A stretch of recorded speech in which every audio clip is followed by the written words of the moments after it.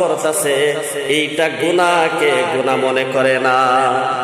আল্লাহ তাআলা বলেন, যতই সেজদা দিয়ে আমাকে, যতই আমার কাছে ক্ষমা চা, মাফ চা, বান্দার হক নষ্ট করার পরে আমার কাছে ক্ষমা চাইবে, আমি ক্ষমা করব না। এবার একটু খেয়াল করেন, বান্দা যখন হজ করার জন্য যায়, বাইতুল্লাহ শরীফের মাধ্যমে, হাজরে আসওয়াদ পাথরের মাধ্যমে যখন চুমা দেয়, জান্নাতি পাথর, ওই পাথরের মাধ্যমে চুমা দেওয়ার সাথে সাথে আল্লাহ তাআলা বলেন, বান্দার গুনাহগুলো পাথরে টাইনা টাইনা নিয়ে পরিষ্কার করে দেয়। আল্লাহ তাআলা বলেন, এত একটি দামি বড় সম্পদ, কিন্তু যে যে মানুষের হক নষ্ট করে বান্দা হজের জন্য রওনা দেয়, আমি আল্লাহ তাআলা মানুষের হক নষ্ট কইরা ওই হাজরে আসওয়াদ পাথরের মাধ্যমে চুম্বন করলেও, চুমা দিলেও ওই পাথর গুনাহগুলো টাইনা নেয় না, পাথরেও তাকে লানত দেয়। বান্দার হক নষ্ট করে আইছে এখন ক্ষমা চাইতে। আরাফাতের ময়দানে হাজী সাহেবরা যখন আরাফাতের ময়দানে হাজির হয়ে যায়, ওই জমিনের মাধ্যমে যখন যায়, আরাফাতের মাঠের মাধ্যমে আল্লাহ তাআলা সকল হাজীদেরকে মাফ করে দেয়।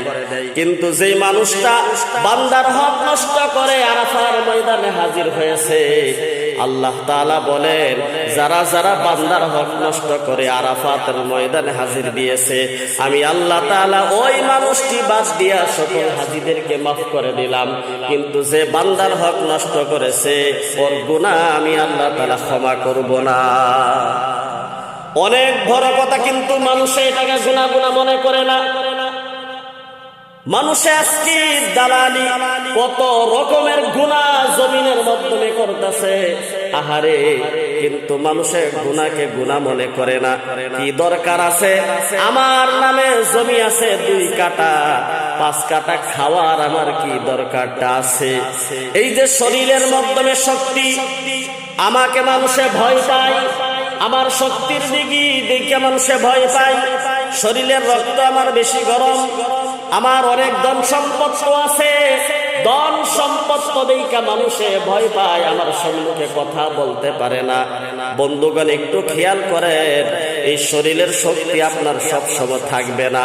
যেই শরীর দিয়ে আপনি পাওয়ার দেখান, এই শরীরটা যখন আপনার ওই নিঃশ্বাসটা বন্ধ হয়ে যাবে, চোখ 2টা বন্ধ হয়ে যাবে, যখন আপনি দুনিয়ার থেকে বিদায় হয়ে যাবেন, মাটির নিচে দাফন করে আসবে, যে শরীরে শক্তি দেখাইতেন, বল দেখাইতেন, ওই শরীরটা 2 দিন পরে কিরামা করে খায়া ফেলাইবে, পয়সা গন্ধ চলবে। যেই ধন সম্পদ আপনি এই জমিনের মাধ্যমে জমা করছিলেন, এই ধন সম্পদ গুলো ছেলে মেয়েরা ওই ধন সম্পদ গুলি দেশ আরাম করবে, দুনিয়ার মাধ্যমে গুনাহ কামাই করবে। তুমি যে ধন সম্পদ জমা করে হারাম ভাবে যে সম্পদকে জমা করেছো, এই হারাম সম্পদ একদিন না একদিন ফুরায়া যাবে, শেষ হয়ে যাবে, থাকবে না।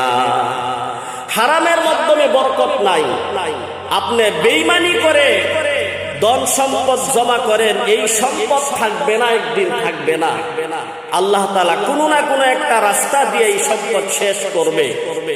ওদিকে আল্লাহ তাআলা আমাদের সকলকে আখিরাতের চিন্তা ফিকির করার জন্য তৌফিক দান করেছেন। ইন্না সালাতি ওয়া নুসুকি ওয়া মাহইয়ায়া ওয়া মামাতি লিল্লাহি রাব্বিল আলামিন। আল্লাহ তাআলা বলেছেন, কুল, হে নবী আপনি বলেন, ইন্না সালাতি, বলেন আমার নামাজ, ওয়া নুসুকি, এরপরে বলেন আমার কুরবানি। বন্ধুগণ, আল্লাহ তাআলা আগে বলেছেন নামাজ, এরপরে